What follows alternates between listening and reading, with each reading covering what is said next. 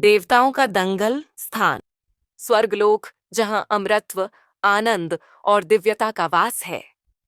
लेकिन इस बार वहां कुछ अनहोनी घटने वाली थी, जिसे देख देवताओं की सभा हंसते हंसते लौटपौट हो जाएगी। स्वर्गलोक में इंद्रदेव ने एक बहुत बड़े आयोजन की घोषणा की। महादेव कुश्ती प्रतियोगिता।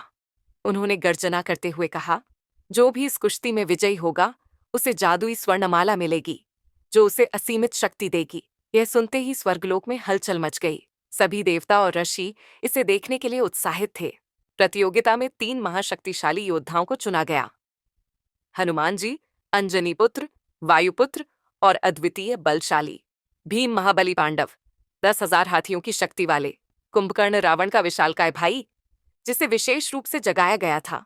लेकिन जैसे ही अखाड़े में इन तीनों योद्धाओं ने प्रवेश किया, एक चौथा प्रतिभागी भी आ गया। उसका कद छोटा था, शरीर गोलमटोल, सिर गंजा, चेहरे पर शरारती मुस्कान थी और वह साधारण नारंगी धोती पहने था।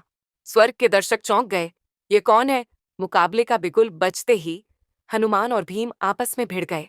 हनुमान जी ने भीम को उठाकर हवा में घुमा दिया, जिससे वह कुछ क्षणों के लिए आकाश में उड़ गए। फिर अपनी गदा से वार किया।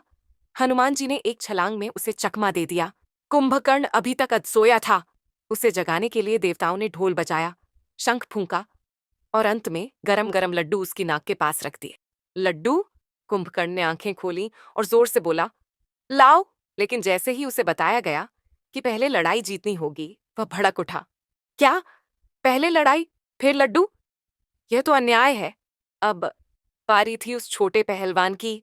जैसे ही भीम ने उसे उठाने की कोशिश की, वह फुर्ती से उनके पैरों के बीच से निकल गया। हनुमान जी ने गदा से वार करने की कोशिश की, लेकिन वह एक झटके में उनके हाथ से निकलकर ऊपर उछल गया। कुंभकर्ण, जो पूरी तरह से जाग चुका था, उसने उस पर झपट्टा मारा, लेकिन वह ऐसा फिसला कि कुंभकर्ण खुद ही औंधे मुंह गिर पड़ा। स्वर्गलोक में जोर जोर से ठहाके गूंज उठे। सभी योद्धा परास्त। अब सबकी हंसी हैरानी में बदल गई। कुछ ही पलों में हनुमान हंसते हंसते जमीन पर गिर चुके थे, भीम उलझ गए थे और कुंभकर्ण फिर से सो चुके थे। इंद्रदेव उठे और बोले, तुम कौन हो? वह रहस्यमयी पहलवान मुस्कुराया और अपना वेश उतार दिया। वह कोई और नहीं, बल्कि नारद मुनि थे। मैंने बिना किसी ताकत का इस्तेमाल किए सबसे शक्तिशाली योद्धाओं को हरा दिया। इंद्रदेव ने प्रसन्न होकर उन्हें स्वर्णमाला सौंपनी चाहिए, लेकिन नारद जी मुस्कुराए और बोले, सच्ची शक्ति बल में नहीं, बुद्धि में होती है। उन्होंने वह माला भगवान गणेश को पहना दी। पूरा स्वर्गलोक हंसी और जयकारों से गूंज उठा। देवता हंसते हंसते लोटपोट हो रहे थे। भीम हंसकर बोले, अब समझ आया कि भगवान श्री कृष्ण ने दुर्योधन को क्यों हराया। हनुमान जी बोले, बुद्धि ही सबसे बड़ी शक्ति है। स्वर्गलोक में फिर से उल्लास छा गया।